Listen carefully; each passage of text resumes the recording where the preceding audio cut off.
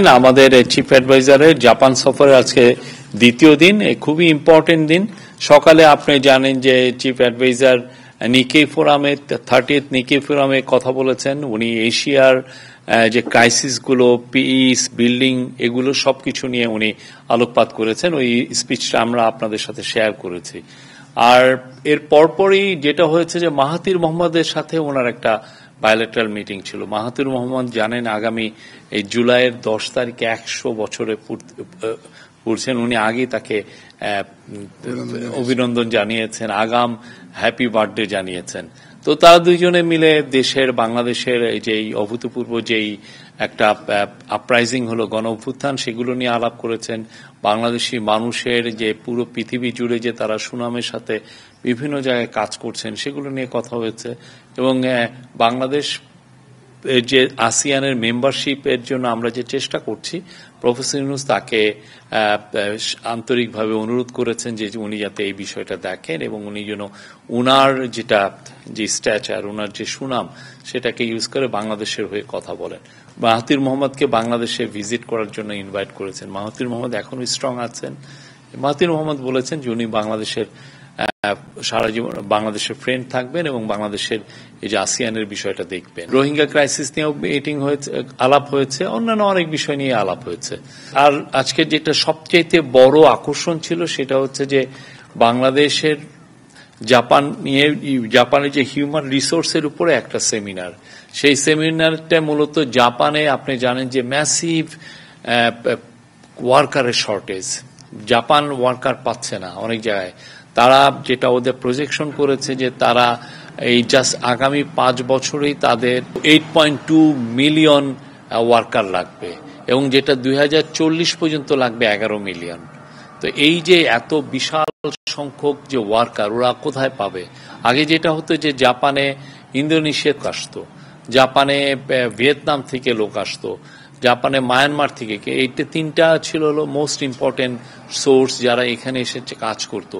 কিন্তু যেটা হচ্ছে যে ইন্দোনেশিয়ার ইকোনমি খুব ভালোভাবে বুমিং হচ্ছে, ফলে ইন্দোনেশিয়া থেকে লোক এই জাপানে আসাটা অনেকটা কমে এসছে। একইভাবে ভিয়েতনামেরও ইকোনমি বুমিং, ভিয়েতনাম থেকে ওয়ার্কার আসছে না। বাকি ছিল মায়ানমার, কিন্তু মায়ানমারের যেটা হয়েছে যে ওইখানে একটা সিভিল ওয়ার হচ্ছে বলে মায়ানমার থেকে অনেকেই যাচ্ছে না, ওদের অনেক ধরনের স্যাংশন ওরা ফেস করছে।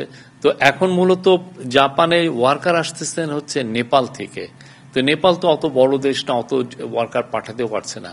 তো ওরা বাংলাদেশের দিকে তাকিয়ে আছে। আজকে যে সেমিনারের মূল লক্ষ্য হচ্ছে জাপানি যারা বড় বড় কোম্পানি, তাদেরকে জানানো যে বাংলাদেশে প্রচুর ওয়ার্কার আছে, তারা পৃথিবীতে সমস্ত দেশে সুনামের সাথে কাজ করে এবং তোমরা যত বেশি রিক্রুট করতে পারবো সেটার জন্য আমরা প্রস্তুত আছি।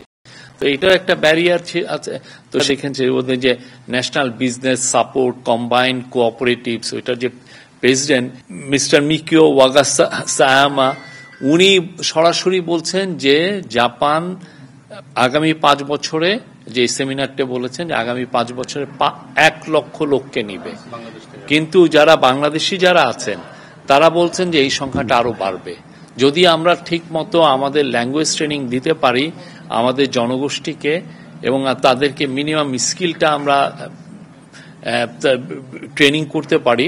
তাহলে আমরা আশা করছি যে এটা সংখ্যা বাড়বে এবং এটা একটা ফ্লাড গেটের মতো ওপেন হবে। এটা আমাদের জন্য একটা বিশাল অপরচুনিটি এবং সেটার জন্য প্রফেসর ইউনূস বলে অলরেডি এই সফরের আসার আগে একটা টাস্ক ফোর্স উনি করে দিয়েছেন এবং এটার জন্য যত কিছু করা দরকার, যত দ্রুত ল্যাঙ্গুয়েজ ট্রেনিং সেন্টার করা যায়, যত দ্রুত এই স্কিলস ট্রেনিং সেন্টার করা যায়, এটা করা হবে। এবং সেই আলোকে অলরেডি কিছু মেজার আমরা কিন্তু নিয়েছি।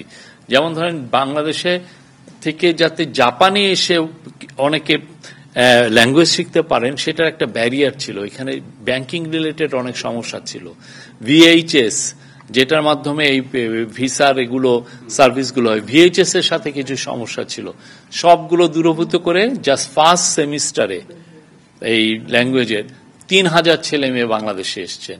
তো আমরা আশা করছি যে এটা একদম অব্যাহত থাকবে এবং এইটা যে আমরা যে দূরীভূত করেছি, আমরা মনে করছি যে পুরো এই বছরই 10,000-এর মতো ছেলে মেয়ের ল্যাঙ্গুয়েজ এখানে পড়তে আসবে এবং ল্যাঙ্গুয়েজ পড়ার সাথে সাথে তারা এখানে চাকরিও পাবেন।